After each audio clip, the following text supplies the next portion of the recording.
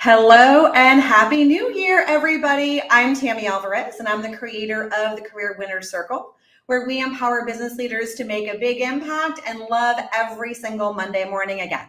So how did you feel on Monday with the new year? There's all kinds of exciting things. You've got a fresh start, and you've got all kinds of new ambitions that we're all thinking about, and I'm watching all the things on LinkedIn and all the social posts, and there's optimism everywhere, and I think there's a big sense of, 2020, 2021, let's see if we can get it right this year. And so what I wanted to do is I wanted to talk about goals today because they seem so easy to make and so hard to reach. And depending on what publication you look at, somewhere between 8 and 19% of Americans actually follow through on their New Year's resolutions. So why is this so hard? I mean, so many of us fail to get over the finish line with what we want for ourselves, myself included. So if you find that you've got the same resolutions and the same goals this year that you had last year, maybe the year before, you're in really good company. And I had the same problem. What I would do is I would set resolutions that were ambitious. I would set my goals and I'd be all excited about it. And then by the time I got to the middle of the year, if I was lucky, they were, fizzling fast. And then I decided, okay, so maybe I'm not a resolution kind of girl. So I didn't set any. And guess what? I didn't grow. And I think I finally cracked the code for me on what helps me reach my goals. And I wanted to share these two ideas with you as well today to see if it's going to help you move forward. And so what I want you to think about is when we set SMART goals, which we're all inclined to do, right? So specific, measurable, attainable, relative, and time bound. So when we set those very, very specific goals, that puts us in a weird spot. There's a place and time for them. This is not one of them. Because what it does is it sets us up for a pass-fail outcome. And, we get into that mindset of we either win or we lose. And with that in mind, we get into all or nothing thinking. And that is absolutely not how life works. And that's really not how we're going to be able to move ourselves personally and professionally forward the way we want to. So what if we took a different approach? And what I want to share is two different mindset shifts that I'm going to challenge you with as you're starting to solidify your goals for this year. The first thing is I want you to, and if you guys are watching live, I'd love to see you in the chat window. So, throw me a hello, let me know you're here. But what I want you to think about is how many of your goals this year require you to fix something about yourself. I know I've had a lot of those, right? I'm going to stop doing this. I'm going to start doing this. I'm going to be a better whatever. And I'm telling you, at this point in time, it doesn't work, right? The ability for us to significantly change who we are, how we operate, and what we do are very, very slim. And so instead of trying to fix yourself and things about you, I want you to play to your strengths. Because when you play to your strengths, a couple of different things happen. You start to get the sense of, this is fun because I'm good at it. And it also takes away the pressure of not only achieving the goal that you want, but, having to fix something about your behavior and about your attributes that you've had for a really, really long time. And so for me, I'll give you a little bit of story about how you play to your strengths to achieve your goals. I am a huge, huge procrastinator. And I always have been, and I've always been, okay, this is the year that I'm not going to procrastinate anymore. And I've had that for a really long time. And the other thing I know about myself is I really, really hate being told what to do. And I hate doing things because I'm supposed to. So when I set a goal I know that's good for me, but I'm doing it because it's the right thing to do, or I have to, or whatever, that doesn't work for me. And it took me decades to figure this out. But what I do know about myself is that I am competitive. And so what I did to beat procrastination is instead of doing it because I think I have to, I made it a game for myself and I made it a competition for myself. And I built a scorecard, I tracked my progress, I shared my goals with my team because they were the ones that suffered the most from my procrastination, and my family members and friends. And so I really made it a competition against myself to say, okay, how can I, not procrastinate anymore? And that finally was the key for me. So when you find your strengths, You can still have the same goals, but use your strengths to get there instead of trying to fix something that you don't like about yourself. I mean, we all have those things that we don't love. And from that position, my recommendation is, it's not a bug, just treat it as a feature, right? And just go with what you've got and play to your strengths, because when you do that, you can use it to reach your goals and you can have a lot of fun doing it. The other thing I want you to think about is when we set goals, we're usually very specific in what we want because that's what we're supposed to do. And when we do that, though, that fixes us into a very, very short range of being successful. And so instead of focusing on what you want, I'm going to encourage you to focus on why you want it. Because when you focus on outcomes, everything changes. You broaden your scope of success and you start to get out of that pass fail mentality. And when you get the outcomes that you want, sometimes what you'll find is the way you thought you were going to get them is not how you're going to get them. It's a totally different way. And so to give you a little bit of context on how this worked for me, when there was a year where I wanted a promotion so bad I could taste it. And I had to have it. I'm like, I've got to get promoted this year. And, when I started to incorporate this new methodology and thinking about outcomes instead of really quantifiable goals, what I did is I started to deconstruct not what I wanted, but I started to deconstruct why I wanted it. And the reason I wanted this promotion is because I wanted to make a bigger impact. And I wanted to increase my ability to influence where the organization was going. And let's face it, I also wanted to make more money. But instead of saying I wanted to get promoted, I said I want to make more impact, have more influence, and earn more money. And late in the first quarter of that year, I landed the lead spot of a massive high-profile project. This thing had board level views, like it was, nosebleed seats, and it was, high profile. And so guess what happened? I got the impact and I was able to make the influence. And I also got a $20,000 bonus. But guess what didn't happen? I didn't get promoted. So did I fail? I don't think so. But if I had set the goal saying promotion was the only success factor, then I would have never really appreciated the opportunity that I had to lead the projects that I did. So when you play to your strengths, you have more fun and you're more focused on being successful because you're using the tools that work.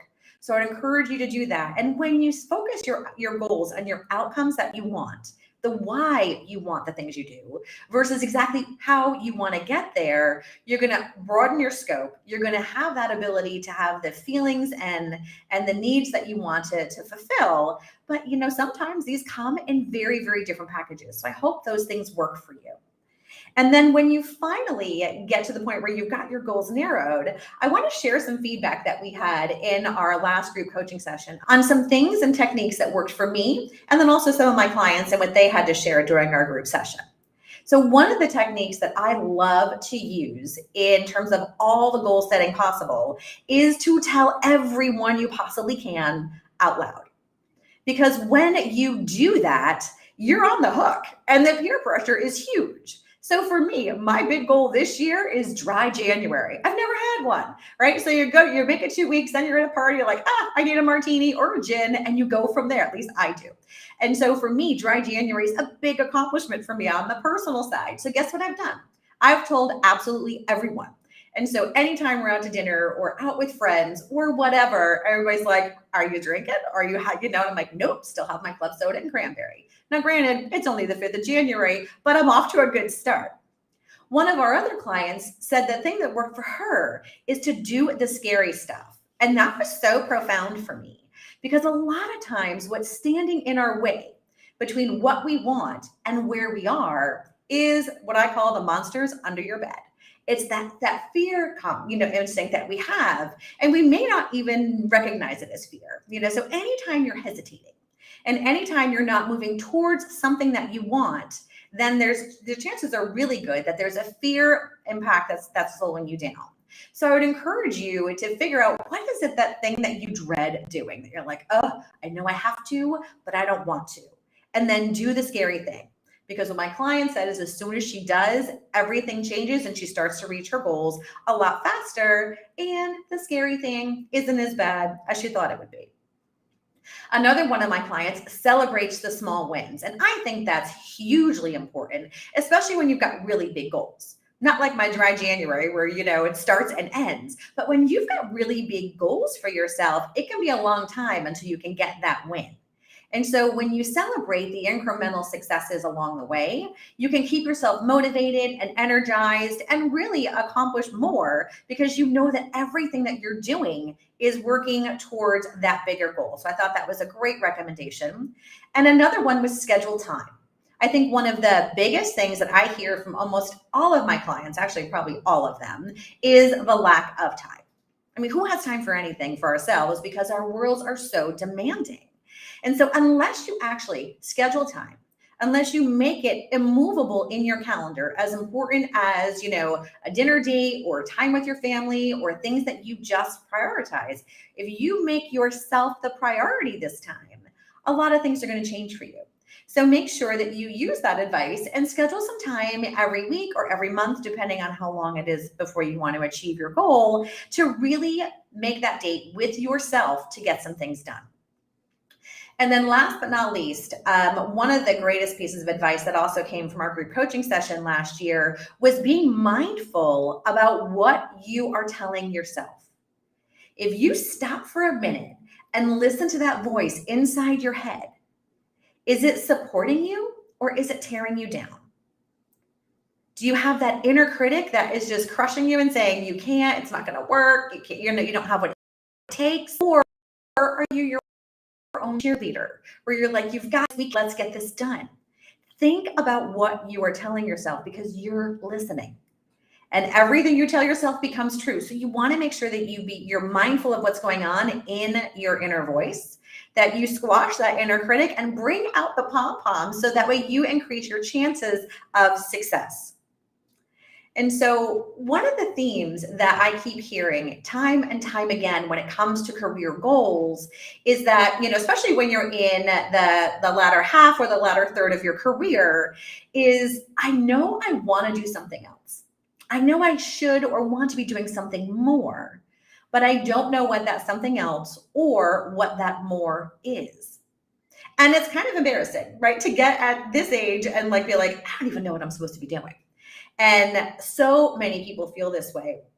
And there's nothing to be embarrassed about. There's nothing to be ashamed about. Here's how I'm looking at this. And here's how I teach my clients to look at this. If you're wanting to make a change, but you just don't know where, what, or how, here's why you don't know. And here's why you don't have it all figured out yet. It's because until now, you've never had the luxury of choice. As you are coming through your career, you're doing what you need to do. You're taking the promotions, you're taking the special projects, you're learning as much as you can. And then at some point in time, there's that moment where you're like, now I'm being paid for my expertise and my experience, not my time. And when you make that shift of being paid for what you know, not all the things that you physically do, that is a perfect time to reflect and say, now, what do I want to do? Now it's my turn to decide. But when you start to ask those questions for the first time in your 40s or 50s or even 30s in some cases, you're really staring down a long, dark hallway and not sure which door to take. And so from that perspective, I've heard that so much last year. What I've done is I've created a career clarity challenge. And it starts in just a few days. And what it's going to do is it's a 3-week challenge. It's on an app. It's gamified. It's super fun. And you're going to be able to really go from, I don't know what I want to be when I grow up, to having some clarity around where your next move might be. Although I'll tell you, don't grow up because it's a trap. But in terms of figuring out your next big thing, don't be embarrassed or ashamed of the fact that you don't have it all figured out. But what you can do is join our challenge and have fun for 3 weeks, learn things, get new tools, collaborate, get new perspectives, and start to take a different lens on an old question so you can start to get better answers for yourself and take action on that for this year, which is what this is all about. So keep an eye on our social media posts, and you'll be seeing some other things on how to register for the challenge, which is just going to start in a few more days. And then next week, just so you know, you will not want to miss this. If you are the type of person whose day manages you instead of you managing your day, And if you are the kind of person whose to-do list never becomes the to-done list, then you absolutely need to block off lunchtime Eastern, 12 to 1 next Wednesday with me and Zachary White, who is the founder of the Oasis of Courage. And he's also the host of the Happy Engineer podcast. And what Zach is going to be doing is he is going to be sharing with us some power moves on productivity. He's got 3 winning strategies that if you are not planning your day, that you absolutely need to attend. We're going to be able to make, when you get done listening to Zach and I next week, you're going to learn how to get more results. Stop doing all the work that you don't love. Just make room for the things that you do. You're going to be able to build more credibility in your career and earn more money. So who doesn't want that for the new year? So make sure you block off your time next Wednesday, 12 to 1 Eastern. Keep an eye out for my posts as well as Zach White, and then we'll take it from there. So make sure that you do register for that. And then last but not least, I always want to know what you're thinking. So if you're in that chat window, let me know what's on your mind. You want to learn about something that, you want to be able to grow faster, let me know. Send me an email, message me, smoke signals, whatever you got. But just make sure that as you come up with challenges throughout your career and throughout this year, just shoot me a note and we'll make sure that we cover it on one of our future episodes. Now, if you do not love every Monday morning and you get those Sunday blues, we can help. I want you to schedule a complimentary career strategy session with me. We're going to talk through what's holding you back and see what you can do to make this year your best year. Again, I'm Tammy Alvarez, the creator of the Career Winner Circle, and I'm looking forward to working with you, and I will see you next week.